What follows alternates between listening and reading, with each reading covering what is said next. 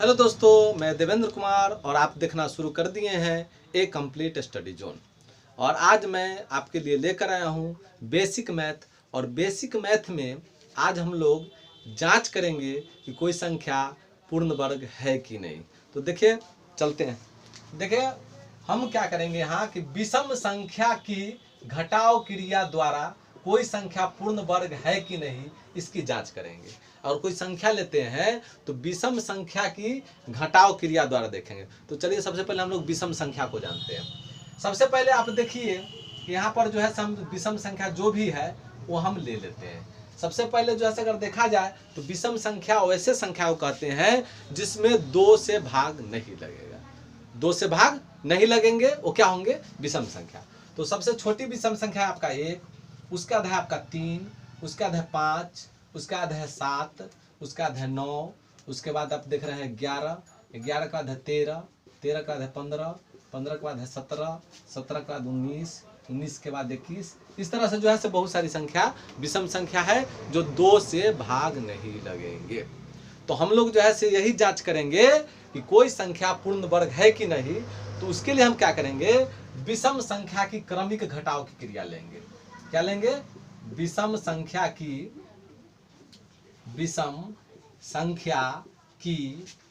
क्रमिक घटाव द्वारा जांच करेंगे। विषम संख्या की क्रमिक घटाव की क्रिया द्वारा जांच करेंगे कि कोई संख्या पूर्ण वर्ग है कि नहीं। अगर जो है से आपको ये ध्यान रखना है कि जब हम विषम संख्या को घटाएंगे एक क्रम से, अगर जो है से अंत में शून्य आ जाएंगे तो समझिए कि वो पूर्ण वर्ग है। अगर शून्य नहीं आएगा, 0 नहीं आएगा, कोई दूसरा अंक आ जा रहा है, चाहे माइनस ऋणात्मक हो जा रहा है, तो वो पूर्ण वर्ग नहीं है। चलते हम कुछ अंक लेते हैं। जैसे सबसे पहले जो है हमको जांच करना है, देखना है कि ये संख्या जो है, मान लेते हैं कि हम 32 ले लिए और 32 जो है 32, वो जो है हमारी पूर्ण वर्ग संख्या है कि नहीं, इसकी जांच करते हैं। तो आप सबसे पहले क्या कीजिएगा कि 32 पूर्ण वर्ग संख्या है कि नहीं, इसकी जांच करने के लिए सबसे पहले क्या कीजिएगा, सीरियल नंबर से ये संख्याओं को घटाते जाइएगा। देखिए कैसे करते हैं। सबसे पहले 32 में हम एक विषम संख्या को घटाते हैं तो कितना हो जाएगा? 31 हो जाएगा। अब क्या कीजिए, इस 31 को इधर ले आइए, 31। अब दूसरा विषम संख्या है आपका 3। कितना है? 3।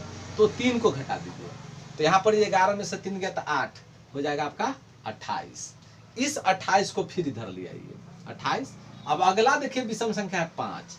तो अगर 28 में से 5 घटाते हैं तो हो जाता है हमारा 23। अब इस 23 को फिर इधर ले आइए। अगला जो है विषम संख्या है हमारा 7। 13 में से 7 गया तो 6, ये बच गया हमारा 16। फिर इस 16 को पीछे ले आइए।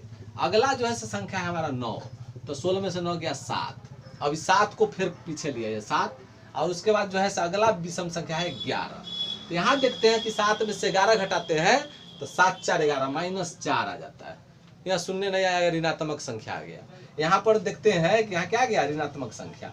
तो यहाँ ऋणात्मक संख्या गया, जबकि 0 आना चाहिए। क्या आना चाहिए? 0।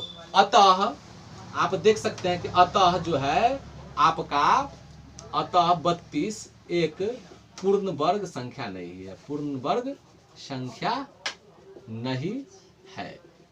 ये तो आप देख लिए।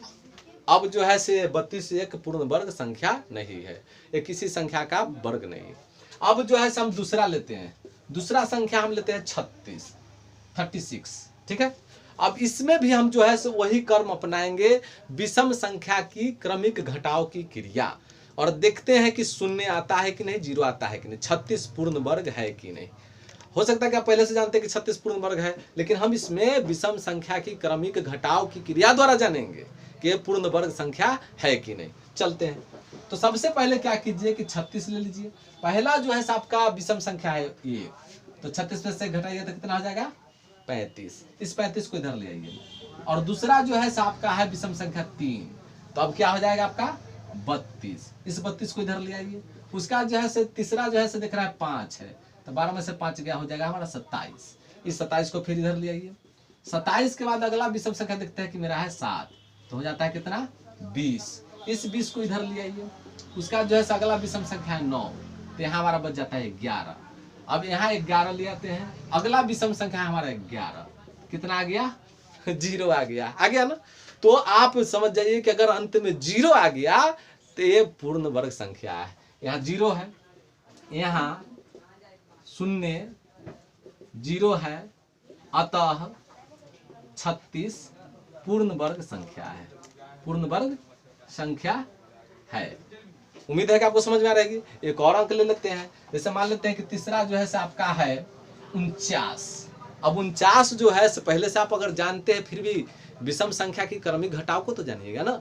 तो हम सबसे पहले इसको उसी अंतराल से देखते हैं कि ये पूर्ण वर्ग संख्या है कि नहीं। तो सबसे पहले जो है 49 को लिखते हैं और पहला जो है विषम संख्या 1 तो घटा लेते हैं, तो कितना हो जाएगा 48। इस 48 को इधर ले आइए।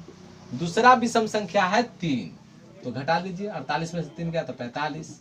अब 45 को इधर लिख लीजिए। अगला जो है विषम संख्या है 5 तो यहाँ 40 हो गया, इस 40 को इधर ले आइए। अगला विषम संख्या है हमारा 7 तो यहाँ 10 में 7 गया 3 33 हो गया। अभी 33 को फिर इधर ले आइए 33। अगला जो है 9 है, 13 में से 9 गया 4 24 हो गया, इस 24 को फिर इधर ले आइए।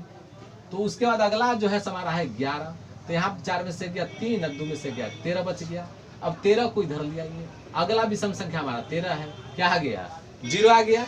और 0 अगर आ गया, 0 आ गया अंतिम में, तो आप समझ जाइए कि यह पूर्ण वर्ग संख्या है। यहाँ जो है यहाँ 0 है अतः 49 क्या है, एक पूर्ण वर्ग संख्या है, पूर्ण वर्ग संख्या है। और उम्मीद है कि आपको ये हिसाब जो है समझ में आई होगी कि पूर्ण वर्ग संख्या है कि नहीं। इसकी जांच आप भी अपने से जो है खुद इसमें से विषम संख्या की क्रमिक घटाव क्रिया द्वारा कोई संख्या पूर्ण वर्ग है कि नहीं है, इसकी जांच कर सकते हैं। आप जान लीजिएगा अगर विषम संख्या को क्रम से अगर घटाते जाते हैं, अंत में अगर 0 आ जाता है, 0 आ जाता है तो पूर्ण वर्ग संख्या है। अगर ऋणात्मक संख्या आ गई तो ये पूर्ण वर्ग संख्या नहीं होगी। तो आप इस वीडियो को लाइक कीजिए, शेयर कीजिए और मेरे चैनल को सब्सक्राइब करना ना भूलें। धन्यवाद।